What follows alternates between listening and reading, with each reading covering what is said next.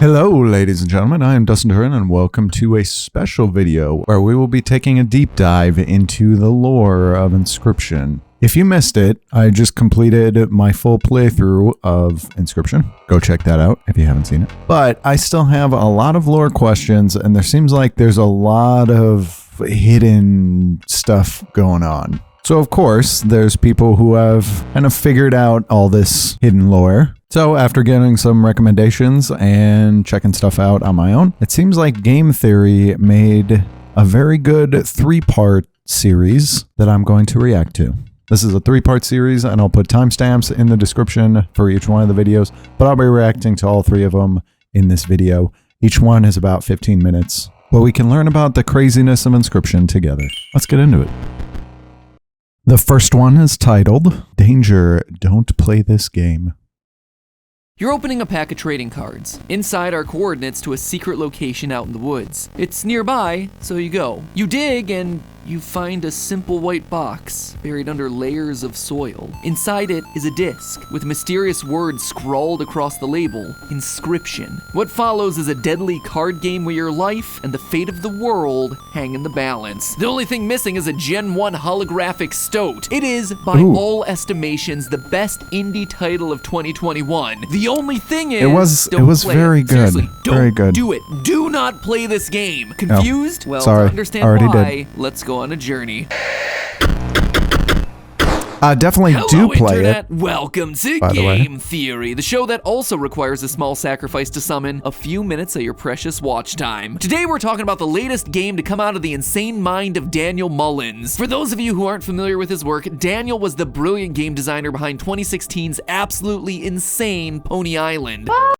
You know, I might, I'll probably pause as I make random comments here. But yeah, people were recommending some of these other games, like Pony Island. I don't know. Maybe I'll get into those games at some point. People were recommending some of these games, and this looks, we'll just say, interesting. Look at that skill. I did not kill Jesus. And I've been a huge fan of his work ever since. And now his latest game, Inscryption, is all over the internet, being hailed as one of, if not the best game of 2021. And I've played it. I've enjoyed it. It is fantastic. But I'm also here to tell you that you should not play it, because doing so... You should play it, but obviously he's talking lore. But if you have not played Inscryption, the actual game, you should play it. It's fantastic. Might just doom the entire world. Sound like an over-the-top exaggeration? Well, allow me to explain, and be warned, there be spoilers ahead. Oh, by the way, my mug of the day, the Grand Tetons. Cheers. Okay, back to it. As soon as you boot up the game for the first time, the story begins, but not in the way that you'd expect. We first hear a mysterious voice that says, "Okay, time to figure out what's on this thing." Then, to make things even weirder, despite having never played it before, the option for new game is grayed out. Our only option is to select continue. So we do that, and we meet a mysterious figure that greets us by saying, "Perhaps you've forgotten how this game is played. Allow me to remind you." Immediately this set off fierce alarms in my head. My to voice me, is this better. implies that before we got hold of the game, someone else had already begun the story, similar to what we saw recently in another game, Andy's Apple Farm. Could there be some secret lore hidden here as we piece together the mysterious backstory of the game and who played it before? I think so. What follows is a roguelike deck building game where cards require sacrifices to summon, all while this guy takes on the role of dungeon master, donning different masks to simulate the various characters that you encounter on your journey. Gotta say, as a theater kid, I appreciate the commitment to the bit. You play progressively more difficult rounds against each other, earning teeth via your card's attacks to add to a scale on the side of the table. Tip the scale far enough to one side and you win. So it's a tabletop game a la Hearthstone, right? What's the big deal here? Well, if you play long enough, there is so much more lurking under the surface. First off, the cards start talking to you, even remembering the times that you sacrificed them in battle, which is certainly off-putting and guilt-inducing, but we also gotta be honest here, if they weren't such useless cards, I wouldn't be sacrificing them as much. much. Stoat. Useless. You'll be doing a lot of sacrificing. Yo, because the game Stoat's like the eventually best gets real card. hard. In fact, there are times when it seems like the game will do everything in its power to make you fail. When that happens, you get the chance to find a death card in your next playthrough. But while most other cards are based on woodland creatures like rabbits, bats, and a sassy stoat, these death cards feature you, or at least a past iteration of you. Lose the game and the dungeon master Leshy uses his camera to immortalize you as a card. If you do manage to win on any given playthrough, you might think that it's suddenly time to turn the tables. This time, you're gonna be the one to pick up that camera, point it at Leshy, push the button to snap the photo, and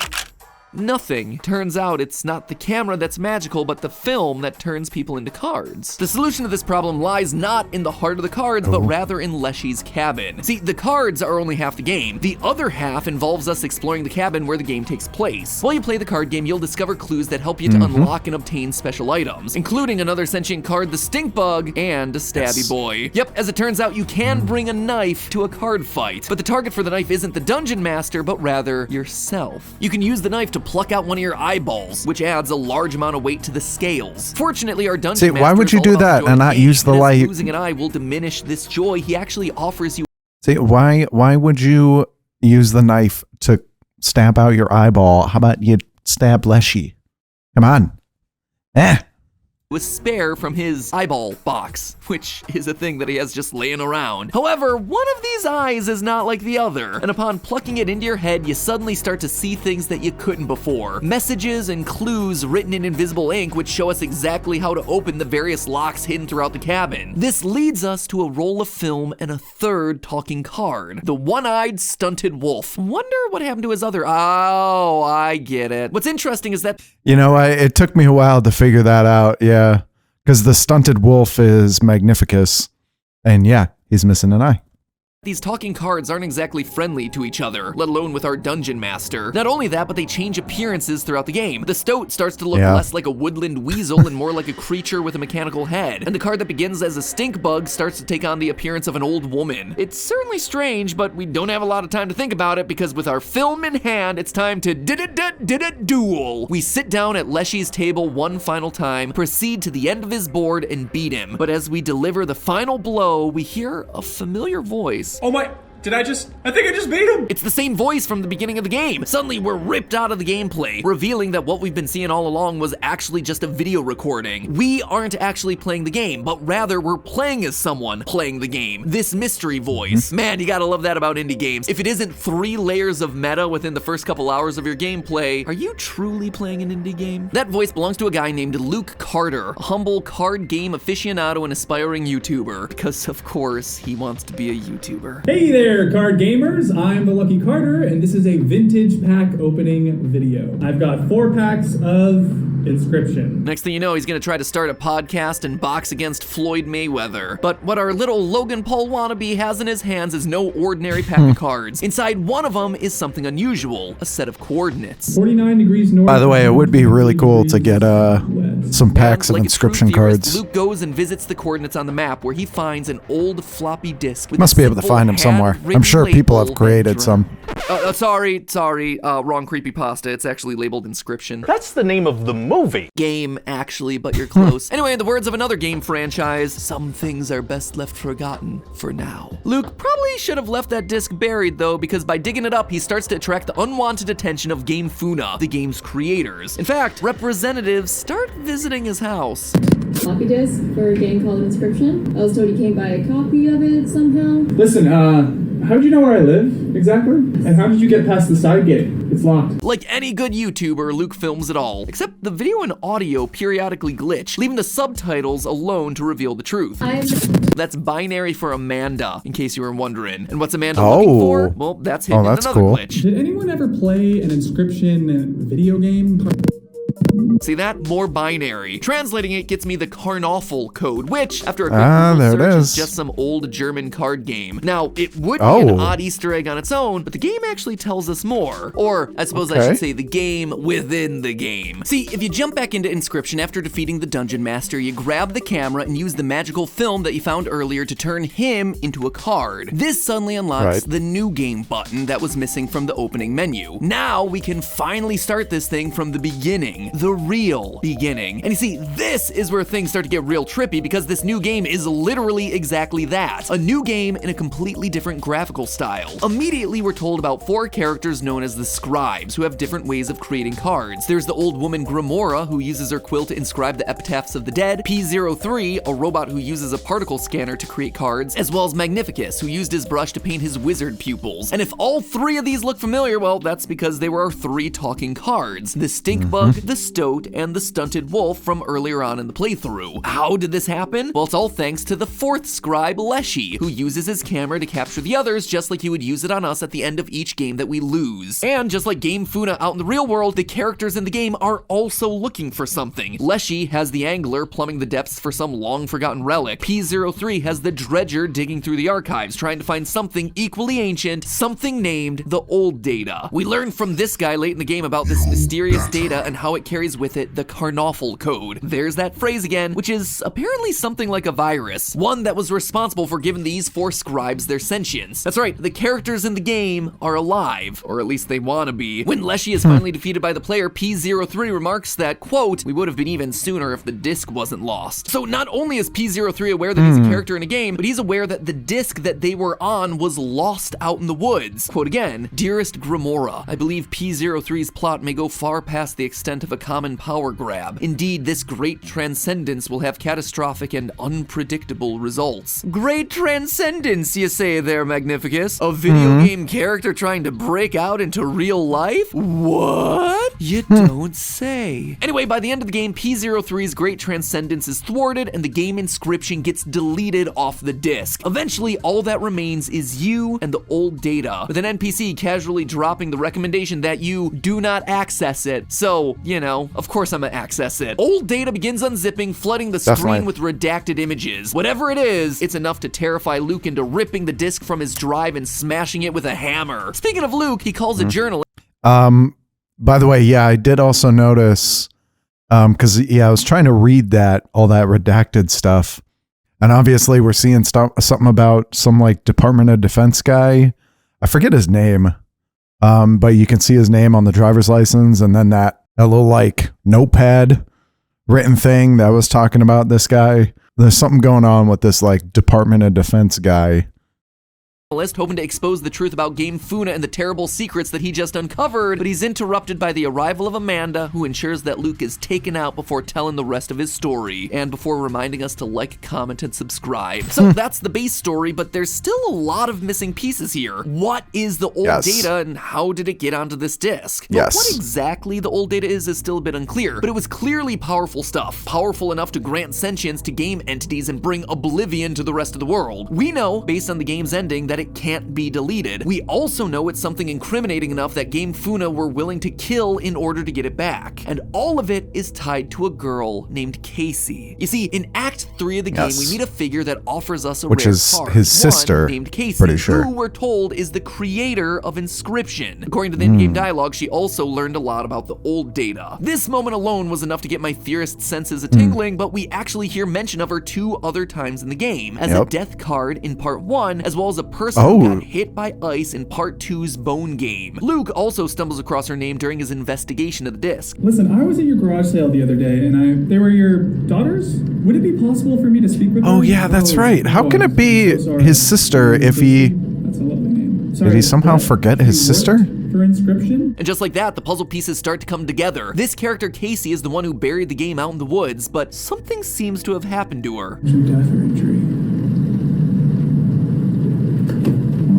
Game developer Casey Hobbs died from fire-related complications. She died in a fire, which, in a dark twist, ties directly to something that we see in the game. In Part 3, a bot named Casey offers to clear up some ice that blocks a road using fire. P03 thinks that this is funny, proving just how dark and twisted this sadistic I did not notice that. So, based on everything that we learn about Casey, it seems like all of her actions were meant to keep the old data locked away and hidden. Because remember, it can't be deleted, not even when you have full file control. First, She buried the old data under the game Inscryption in order to hide it away, with the game acting as a sort of seal. Then she buried the physical disk out in the woods. But not only that, she found a way to soft lock Inscryption so that the scribes wouldn't be able to break the seal on the old data. We know that the scribes are engaged in a perpetual turf war, constantly vying against each other for power. So when you think about it, putting Leshy in charge was actually the smartest thing that Casey could have done. We know firsthand that just leaving the disk in a new game state would be unstable. One of the scribes would be able to make a grab for power eventually. If Grimora got control, she might use it to free herself from the pain of existence by erasing Inscryption, just like we see her do during the game's ending. So she can't be trusted. P03 actually presents the opposite problem. He wants to share Inscryption with the world, which is not the kind of entity you want in charge when your goal is to bury a secret in the woods and hide it. But Leshy just wants to play card games. As we saw at the start of the game, he's more than happy to exist in a perpetual loop, forever sitting in his log cabin playing tabletop cards with anyone who will drop by. In short, Leshy is the perfect soft lock, which leads us to another disturbing conclusion here. Inscryption is a game where the only winning move is not playing it. By playing the game, by beating Leshy and starting a new game, Luke, and by proxy us as the player, have allowed the old data to escape. We broke the soft lock. We shattered Casey's carefully crafted seal. During the game's ending, when Inscryption gets deleted, the old data is able to be unleashed, and that is our doing. Like I said at the beginning, by playing the game, we lose. We were always meant to lose. But that still leaves us with a lot of unanswered questions. Now that the old data's been unleashed, what exactly happens? When and where did the old data come from? And who is the mysterious blue man that's behind it? In the brief flashes that we get as the old data gets unleashed, is it that we see guy? a non-combatant certificate from the U.S. Department of Defense for someone named Barry Reginald Wilkinson, as well as a brief text exchange that mentions that he smuggled the disk out mixed in with a bunch of other blank disks. But those questions and more will have to come in a future episode, because this one goes way beyond the world of just Inscryption.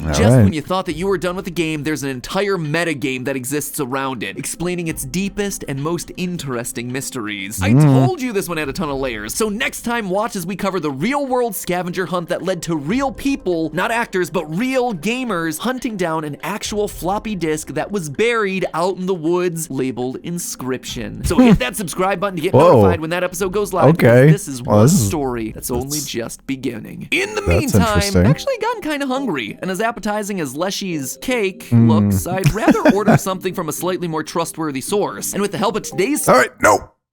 We're going to pause that right there. Well, okay, first off, wow, this is very well done.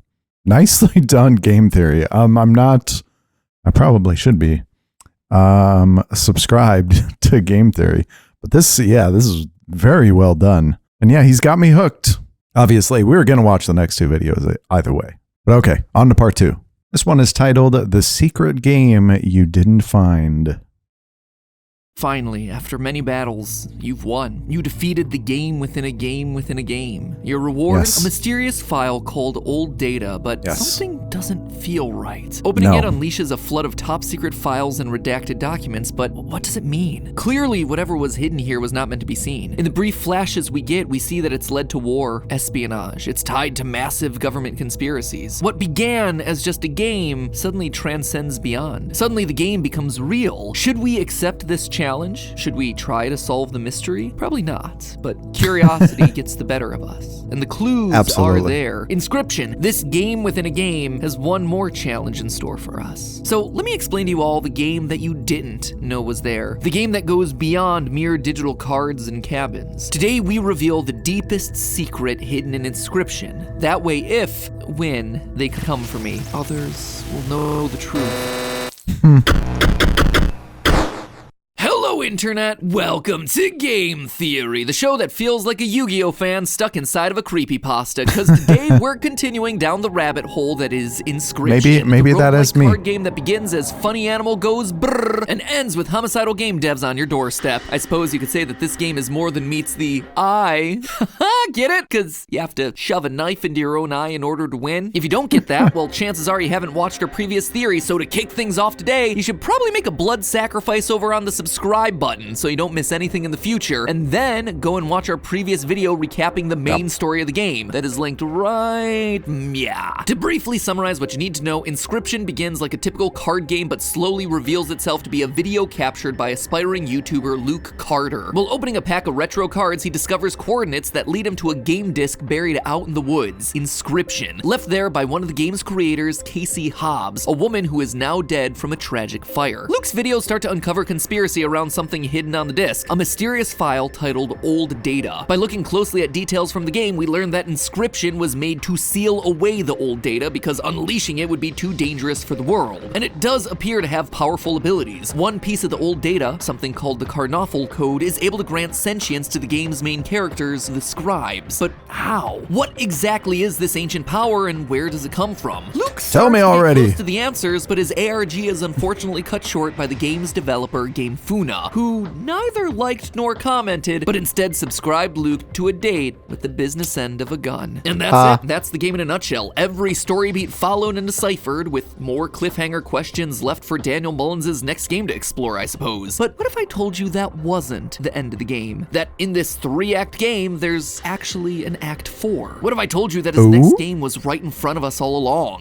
That's right. The entire game of Inscryption is itself a cover for a much bigger game that Daniel Mullins has crafted for us. One that leads, no joke, to a real disc hidden out in the woods for us gamers to dig up. So grab your shovels, friends. It's time to dig, both literally and figuratively, into the real game that's hidden inside of Inscryption. The first major act of Inscryption ends with you finding a new game icon, which allows you to, go figure, begin a new game. Only this time it's in a completely different art style from everything up to that point. When you start this new game though, the keen-eyed among you may have noticed that what we get looks like an old Windows command line, and this prompt can actually become responsive if you hit Control-C while it's on screen. By using some basic coding language, which you can figure out by using the help tool, or you just know because you're a pre-internet boomer, you can navigate into a new file directory, specifically the one at the heart of the mystery, Old Data. There, we find a log.txt file, but when attempting to decode it, the command line prompts us for a cipher. After throwing Valorant characters, that guy from The Matrix, and famous Twitch streamers at it, I got nowhere, so it's back to the game for some clues, specifically back to the guy who's been doing a lot of the legwork for us, Luke Carter. Last time when we talked about Luke's story, we were mainly focused on the videos that moved the plot forward, but there are a few others that have been broken or corrupted. These error videos are a bit of a mess, but you know that they have to be here for some reason, right? And indeed they are. If you freeze frame that, zoom in and enhance, it looks like Luke was onto something by covering everything with post-it notes. Kind of reminds me of my office every time a new FNAF game comes out. But here we see a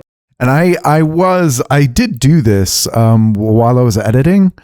I was like pausing and doing exactly this. Like I was reading this out. I had no idea what any of it meant though. So on like a lot of these, it was like error videos.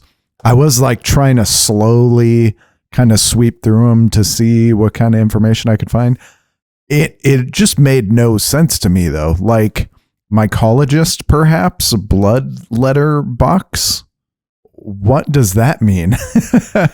I had no idea what any of it meant, so I wasn't really putting it into my videos. I mean, I might have put this part in there because this one was more obvious, but yeah, I didn't know what any of it meant. Here we go. I knew it had to mean something. I was like paying attention to this stuff like, oh, maybe it's going to pop up in the game. Never did. Hopefully we're about to find out what all this actually meant. A close-up of one of the post-it notes, which says, mycologist 12, perhaps, blood letter box. Could this possibly be the cipher that we need? Going back to the command prompt, we try it and, that is a big old nope. However, it is a clue that'll help us find the ciphers that we need. So we start with the first section, mycologist 12. The mycologist is actually one of the bosses from the main game. During that fight, we encounter a card that has this really odd name, just a random assortment of numbers. But loyal theorists will know that nothing in an ARG is ever truly random. These numbers are the first part of our cipher, but how many of them do we use? Well, it's right there in the clue, 12. The second clue, perhaps, is a lot trickier to find. In fact, it's such a generic generic word that you could probably link it to anything within the game itself, but that's where it gets you, because it's not actually in this game. It's really a reference to Pony Island, a previous Daniel Mullins game. In it, there was a mysterious soundbite that, when reversed, sounded like the words a beeper, perhaps. Can that one word really be the thing that's connecting these two games? Yep, it is. If you watch the credits of Inscryption closely, already a monumental task, the game credits someone for the design of Beeper. Now, to be fair, I don't know much about game development, but I don't think Beeper is a real job there. That someone is named Louis Nathis, which is weirdly similar to the name of a character from another Daniel Mullins title, Hex, Lou Natis, a man who, if you play that game, is revealed to be the CEO of Game Funa, the same company that killed off Luke in Inscryption. Yep, it appears that we are fully immersed in the Daniel Mullins connected universe. If we look at the credit for Louis Nathis, we see what appears to be an asset link, but that URL doesn't lead to anywhere. It does, however, provide us with the next part of our cipher after the word beeper. Oh, I was wondering this. I don't think I put this in the video, but I did watch the entire credits, and I was noticing all the Sketchfab stuff and like 3D models, and I didn't actually go to the link, but in the video, which I think I cut out, I did mention that, oh, that's cool. They're like giving you all the 3D models, and that's interesting. So you can go to the website and get these 3D models, and oh, that's cool. Apparently that's not the case. Maybe it still is for some of the other stuff. I haven't actually gone to this website, but man, this is some in-depth lore. Wow. Freaking props to this dude. Wow. Where perhaps would be in the phrase, we find 8339344 ? That's solution number 2. Now for the third and final clue, blood letterbox. And here, things hit a bit of a roadblock. You see, in the weeks after the game's release, the Daniel Mullins Games Discord was leading the charge and ripping through all these secrets, with Jack0_07272 consolidating it all down into a single running document. But at this point, even dedicated members of the community weren't really able to follow the clue. Instead, they had to brute force their way to find a solution. The best train of thought that I can muster up for this one is that in Act 1, there's the Bone Lord pedestal, and it requires a blood sacrifice. So we then have to interact with the Bone Lord in Act 2 and Act 3 as well. Anyway, during that Act 3 encounter, a hint becomes visible if and only if you set your screen to a letterbox format. Bone Lord 666, or at least I think that's what it's supposed to say in leet speak. I'm not the most proficient hacksaw. Anyway, that provides us our third and final code for the cipher. So going back to the command prompt, we tried to decode old data. We're asked for a cipher, we put in our 3 pieces of code, and nothing. Well, almost nothing. We get part of a chat log from a person, C, who appears to be talking about a smuggled disc, but that's about it. Clearly there are parts of this conversation missing, and as we can plainly see, there are parts of the chat that are glitched or encoded in some way. So it looks like we're back to the solving board, friends. The first, SE167BP true, requires us to know some basic game design principles, so a huge shout out to the Daniel Mullins subreddit for this one. Basically, SE in gaming code typically stands for story events. It's how the game keeps track of progress within the save file. And fun fact, save files can be manipulated without playing, so by opening that file up in a text editor like Notepad, we can add 167 to our story events chain. The BP is definitely the more obscure one here. This one is shorthand for another variable within the save file, Bone Lord Puzzle active. Basically a variable that keeps track of whether this skull's eyes in the cabin are glowing or not. Our hint ends with BP true, so let's set Bone Lord Puzzle active to true. Now we load the game and immediately get a glitchy screen where the Bone Lord skull pops up, and for a brief second we see the on-screen text, I am learned too much, before the game crashes. 23K2 floor is simultaneously really easy and also really complicated. Instead of having to alter game files, this one actually just has us going back to Luke's videos. In the video labeled October 16th, we see that Luke has 4 post-it notes under his monitor. Pig, 3K, pig, which kind of matches that 2-3K2 hints. And looking at what's actually being displayed on Luke's monitor during this moment, we see that he's on the real-life Wikipedia page for the card game Karnoffel, a German game. So how do these things connect? Well, you know how people sometimes refer to the number 2 as a deuce in the context of like a dice or card game? Well, that's actually a German thing, where the 2 card is often depicted as having a hog or sow on it. That's why Luke's post-its replace the 2s with I did pig not know that. And wouldn't you know it, but Deuce, or Daus in German, is also the name of a rare creature card in Inscryption. A pig with a bell. So if the pig is a card reference, could the other ones be as well? What about the 3 and the K? Well, 3 would probably be Mantis God. It's the only card that we find in Act 1 with that triple strike ability. And K, well, this is a card game, so could it be possibly referring to a king? Say the Rat King, maybe. By creating a deck with these cards and playing them all in this order during a card game against Leshy, suddenly the card names change, each to a different letter. Whoa. S-T-O-P. Stop. Oh, Leshy, we've come this far. You know Oh that my telling a theorist to God. stop is like telling a train to stop. You can Wow. try, but it's just gonna mow you down on its way to the answers. But that's just the 2-3K2 stuff. Still leaves us with the second half of the code, floor. Since the first part of it was found in the game, it would make sense that it's referring to something else in the game, like the various floor textures that are found throughout. So we just need to head on over to Leshy's cabin, look down, and yeah, you can't do that. In the game, there is no looking up or down. Fortunately, YouTuber Flemonade figured this out and did an entire video where he opened up the game's asset files to find hidden numbers in various floor assets. Wow. By assembling all of them together, we get 27341, which is now added to our new cipher. Now on to Wow. the third and final clue, which is the second time that I've said that in this video. Maybe this time it'll be true? Anyway, archive new game. We know that there's a boss character in the game called the Archivist, so maybe he's the one who's gonna help us solve it. As soon as our encounter with him begins, we hear a bunch of beeps and boops.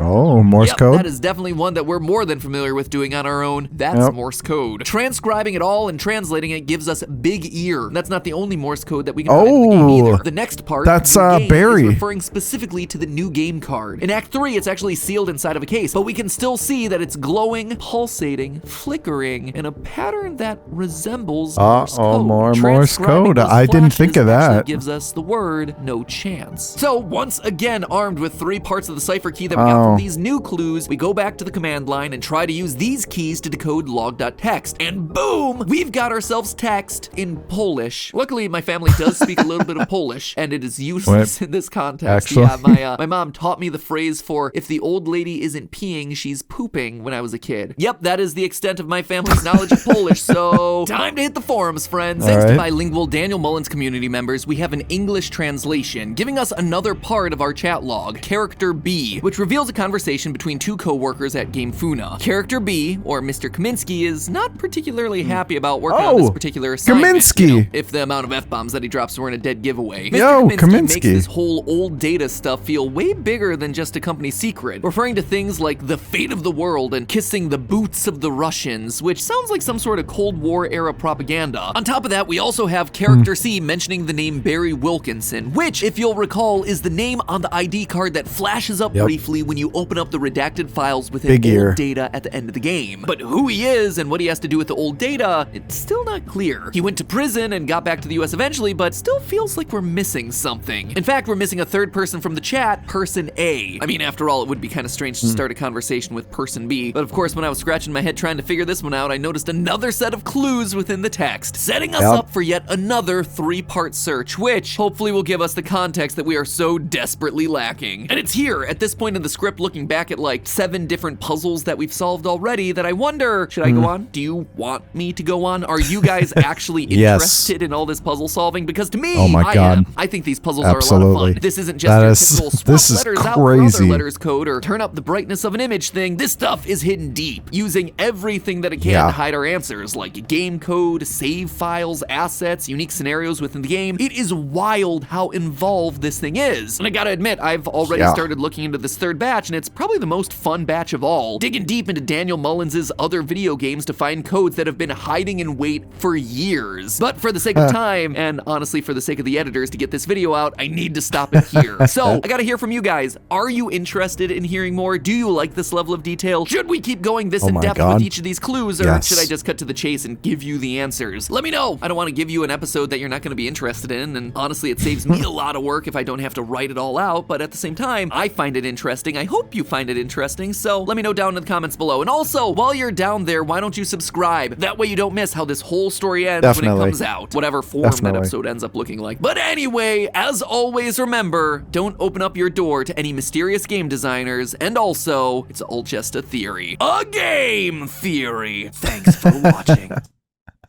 Yo, this is crazy. God, just that people have been figuring this out. This is WoW on 2 different levels. This is freaking Daniel Mullins being able to create this much hidden lore, and you have to be so precise with all the lore, just that is nuts. But then just that people, yeah, he trusted that people would be able to figure this out, and then people are coming together and figuring it out. This is nuts. But all right, we need to get into part 3. It is titled Solving Inscryption's Final Secret. You've been traveling down this path for some time now. To get to this point, you've had to overcome 7 unique challenges, but now it's time to move forward by looking back. Rewinding through all the puzzles you've faced thus far, going back beyond what you even thought was the beginning, even past where you started. You're confused, but you press onward, not because you want to, but because you need to. You must uncover the secrets of the old data. Game developers, spies, even one of the most dangerous men in history have all died because of its contents. Hopefully your fate is different from theirs.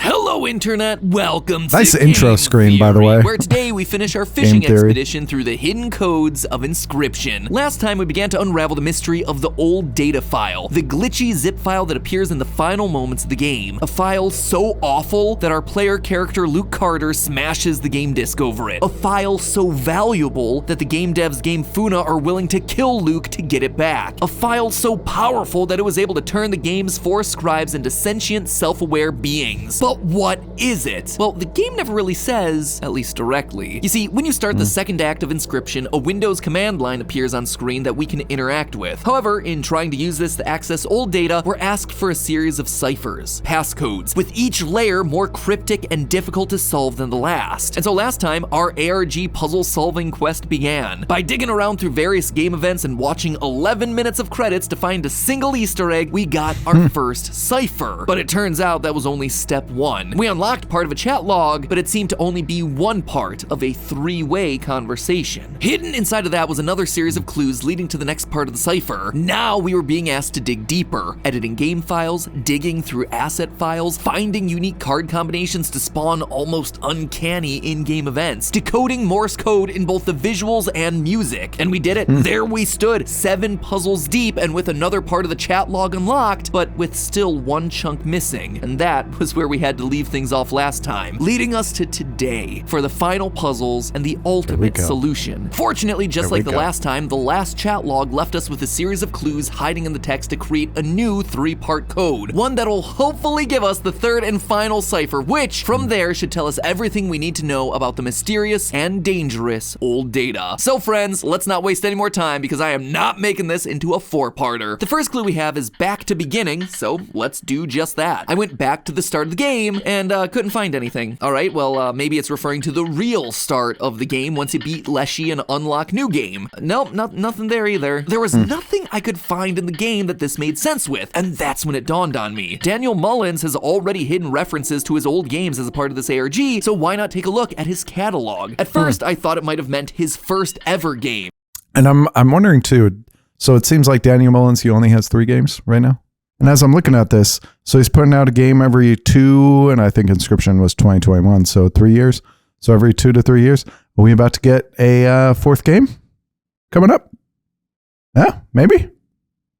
But again, nothing there. However, when I checked out his Itch.io page, something stood out. Those cards, that squirrel, looks familiar, doesn't it? It's from a game called Sacrifices Must Be Made, which, it turns out, is an early prototype for Inscryption. Back to beginning, meaning like literally back to when the game's creation first started. Beating Sacrifices Must Be Made causes the game to search for a file called cipher.cipher, which doesn't actually exist, so, you know, let's create one. By making a file using our previous cipher code, naming it cipher.cipher, and then beating the game, we get ourselves this, a brief reveal of the phrase, what lies ahead. So with that, step number 1 is done. Our second clue is manatee. Yeah, that one was nearly impossible to solve, so we're just gonna come back to that. Sometimes you just have to walk away and move on to a different part of the assignment. The third clue was actually a bit easier. Birchkin 5657M. The name Birchkin sounded familiar to me, but where was it from again? Birchkin. I rewatched portions of the game, and lo and behold, today I am opening Catch Monsters packs, and our first rare is A birchkin. Luke Carter's videos from the main game. Yep, it turns out that Catch Monsters isn't just a trademark neutral substitute for Pokemon. I mean, it is, but it was also the name of a Daniel Mullins game that actually failed to get funded on Kickstarter back in 2014. It's designed for people like me who grew up playing Pokemon and still do, but are now adults and seek a richer gaming experience. Sadly, because of this, it never made it past the prototype phase. But wait a minute, did you see that? It's a wild birchkin. What does it mean? Downloading and playing the existing prototype, we learned that in Catch Monsters, birchkin is associated with one very specific word, its ability, pacifism. So that's the first half of our first clue solved. But then what about the second half of it? 56 to 57 m, like meters? Like, Million? is that an estimate of distance? dollars? Well, since the last two clues solves required us to go back to Daniel Mullins' previous games, maybe this one requires us to do it too? It does, kinda. A bunch of Daniel Mullins' fans noticed that measuring distance was a feature in a 2018 game called Beneath the Surface, a game that Mullins had used in the past to create the secret ending of his other game, The Hex. But that's honestly a theory for another day. This game was developed by Carla51, which in itself seems to be a reference to a character from The Hex. The actual gameplay bears a striking resemblance to another Daniel Mullins game, Beneath the Ice, a game that he created at a game jam back in 2014, where the theme was, get this, beneath the surface. Both are simple games that involve ice fishing for items hidden at various depths, earning money from your finds, and discovering weird secrets the deeper you go. All of this, coupled with the fact that Beneath the Surface is Carla51's only game, it leads me to speculate that Carla51 may actually be an alias for Daniel Mullins himself in order to keep his ARG clues a bit more obscure. But anyway, like I said, all of this is just me speculating, and I'm getting way off track, so back to the 56 to 57 meters thing. We cast our line down in beneath the surface to that depth, and what we find is an old disc. Starting to notice a pattern here, but the code that we get with it is way too big to be our cipher key. So what did we do wrong? Well, nothing. We just have to realize that Beneath the Ice came from the same game jam as Sacrifices Must Be Made. To solve the clue, we need to use the cipher.cipher file from Sacrifices. So let's use the one that worked with the Back to the Beginnings clue. Nope. Didn't work. How about this other code from the ARG? Not that one either. Okay. This one from a previous cipher? Yeah! All right, now we're back in business. I was worried there for a second. Doing this unlocks the phrase, who knows what secrets are inscribed upon it. It's easy enough to read, but we only need 6 characters to solve for this part of the cipher, and wouldn't you know it, there are 6 characters in the phrase that aren't letters. 0044 exclamation point 3. So that is chunk number 3 solved, which brings us back to the sea cows. The manatee clue. This, to me, was the ARG's hardest challenge, and shout out to the Daniel Mullins Games Discord for helping me out with this one. I spent hours racking my brain trying to remember if there was like a manatee card that I'd missed within the game that could help me answer the clue, but alas, there was not. I went back to all his previous games on his itch.io, since that seemed to be the running theme through this chunk of clues, and again, nothing. I thought I'd checked everywhere, but the Daniel Mullins Games Discord knew that there was still one place left that no one had checked yet, the real world. That's right, one of Luke Carter's videos shows him revealing a strange set of coordinates when he opens a pack of cards. There's a set of coordinates on this card. 49 degrees north, 123 degrees west. Turns out if you follow the coordinates that Luke found in his pack of Inscryption cards, it leads you to a forest in Vancouver. Discord users Nuts for Nuts and Memes Praise Snack actually went out to explore the area, and wouldn't you know, there was in fact a mysterious box buried at those coordinates, complete with a floppy disk inside. Man, it kind of makes me want to wander alone deep through the Canadian woods more often. Much like Luke Carter, they too had to go online to order an external floppy disk drive, which, you know, is just a pretty great moment of life imitating art.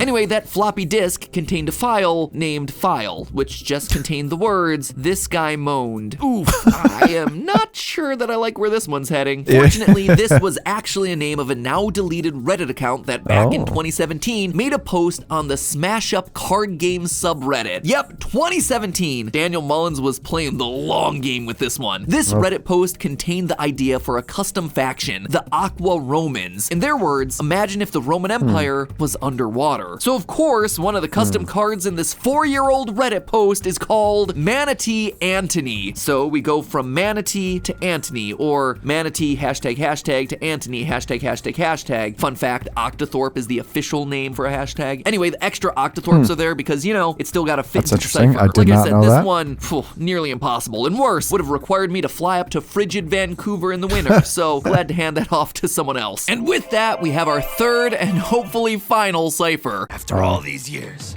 Finally, we have them all. So we go back to the command line, plug this baby in, and are rewarded with yet another part of our chat log. I started to piece it all together to make a full conversation, and there are still pieces missing. Are you kidding me? Haven't you ever heard of the rule of threes? One more overexcited exclamation to complete this joke? See, the chat log actually tells you what parts of the conversation go where. At the start of each section, we see a number and a letter within square brackets. These markers also appear in the middle of paragraphs within the chat log, telling us the location of the corresponding message within the conversation. But I now have responses from certain characters that don't belong anywhere. There's gotta be more, something that allows me to fit all these pieces together. And there is, but it's physically impossible for me to solve because I was late to the party. You see, I tried looking for codes within the chat log like we'd done before, but there wasn't a single thing to be found. There was, however, a corrupt data message smack dab in the middle of the whole thing that didn't really seem to belong. Data corrupted. For any quality concerns, please contact Kaminsky Data Storage MFG, finishing with the web address for us to follow, KaminskyMFG.com. If you go to the website now, there's nothing there. It just tells you packages are on the way. However, thanks to the power of the internet, we can see that if we had tried it during the initial parts of the ARG,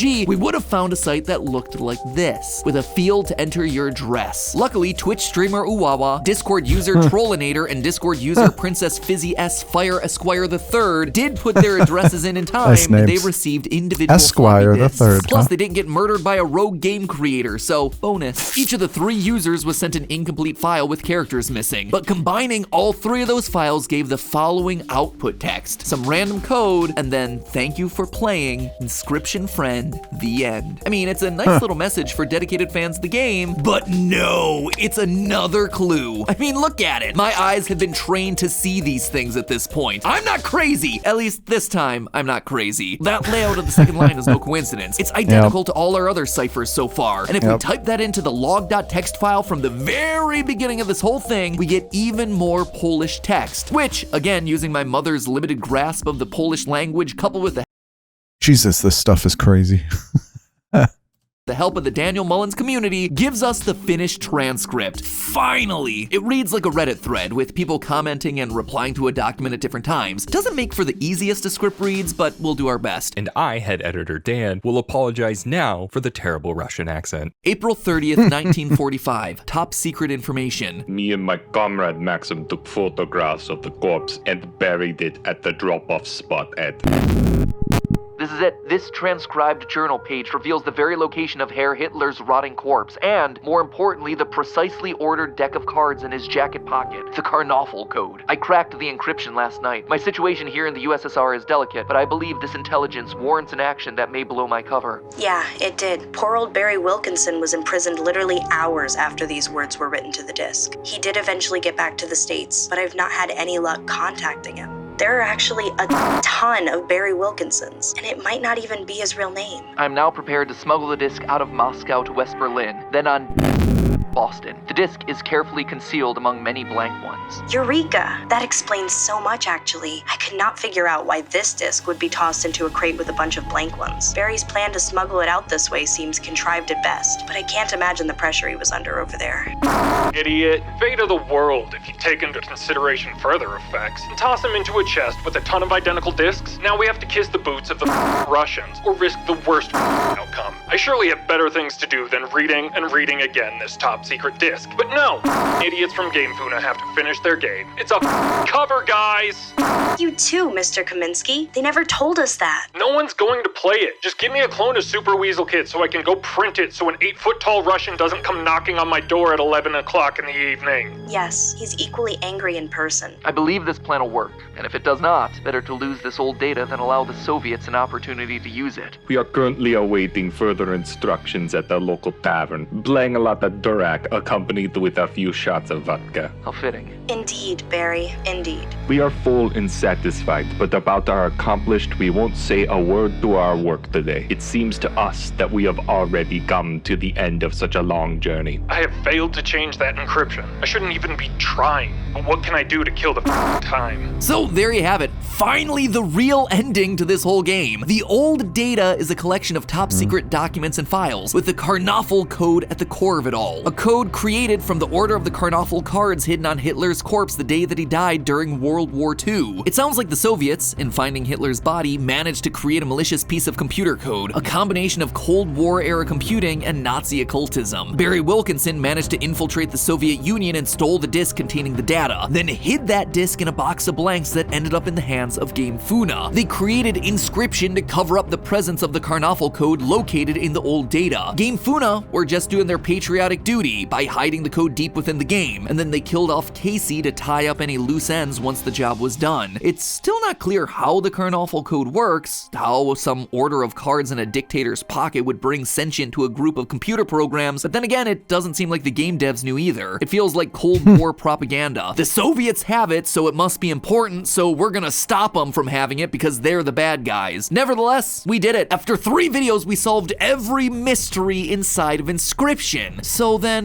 why do I feel so empty? Like something is still unfinished. Well, we have this whole chat log around this important document. We know that person A is Barry and person B is Mr. Kaminsky, but who then is person C? With them being the latest commenter, it means that nobody actually refers to them by name. So then why are they important to the story? Well, for our final answer, we have to explore yet another Daniel Mullins creation, the official expansion to Inscryption, Casey's mod. And yes, even though it's called a mod, it is created by Dan Mullins, so it is the real deal. What this mod does is turn the game into a challenge mode of Act 1, but with a twist. If you complete enough challenges in a single run, you unlock what appears to be a devlog from none other than Casey Hobbs, the woman that worked at Game Funa, the one who buried the original Inscryption disc out in the woods, the one who was burned to death in a fire. In our original theory, we believe that she was the one that put Leshy in charge to purposefully soft lock the game, thereby stopping old data from being discovered. However, these devlogs unlocked through Casey's mod actually reveal a slightly different story. So far, there are only 4 entries. The game is still technically in beta, so more may very well be on the way. But with the ones that we have already, we see how Casey's story really went. The first 2 entries show us the story of how the angler found the old data, like he was doing during Act 2, and so began walking to take it to Leshy. But Casey states that the character doesn't have a walking animation anywhere in the files. She even tries other discs, and she can't replicate it. Everything is normal on all those other copies, but when she goes back to the original copy, she discovers the 3D game that we're all familiar with Leshy in charge. So she wasn't actually the creator of it, the old data just kind of allowed all that to happen. In entries 3 and 4, she writes that she's probing other devs for information, and she finds a log from Mr. Kaminsky explaining the game to be a cover. This proves then that Casey is undoubtedly person C from the chat thread that we deciphered. She even talks about meeting him in person and him seeming off, which is also referenced in the decoded document. It was pretty clear when I met him that the guy had issues. Yes, he is equally angry in person. Now we know that Casey was a developer at Game Funa, but she, much like Luke, was just discovering the game and its secrets for the first time. Like I said, the mod is still in beta, so there's a high chance that we'll get more devlog entries and figure out how she started working on the project and what she did to end up in a fire that led to her death. If Luke is anything to go by, I'm pretty sure Game Funa may have had something to do with it. However, despite Game Funa taking such measures to try and conceal the game from the public, they failed. We're all playing it after all, so how'd that happen? Well, we find out using the finalist of final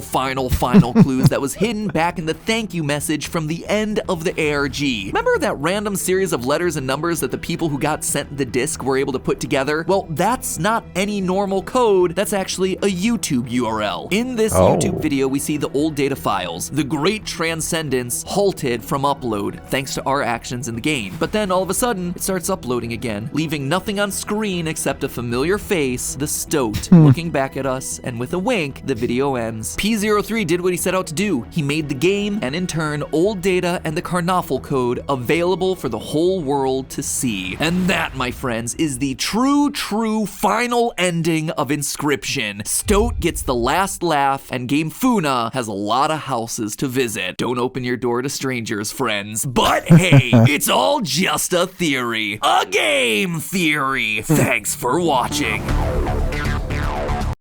Yo, that's all freaking nuts. Yo, what the hell? So really though, this isn't everything, because they didn't get all of the Casey's mod entries. So it sounds like he only saw the first 4, but we should be able to get more than 4, right? Like as we're playing through Casey's mod, as we're doing these challenges, I've played 1 run and beat it, and so we got 1 unlock. But we should be able to unlock more than just 4, right? Because this isn't in beta, correct?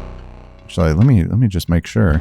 So no, as I'm looking at it, it seems like no, we can finish, and it looks like there's 12 layers, like 12 different challenges. So we should be able to get the full like 12 lines. So obviously, Game Theory, they did this video before Casey's mod was completely done. But that is obviously, that must be out there already.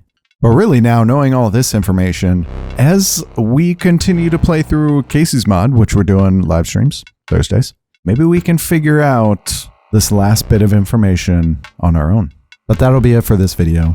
If you're new to the channel, I am live streaming Casey's mod on Thursdays starting at 6 p.m. Pacific Standard Time. But we have a lot of different stuff going on the channel, including I just started a Fallout New Vegas playthrough, which I've been avoiding spoilers for years. So I'm playing it completely blind for the first time.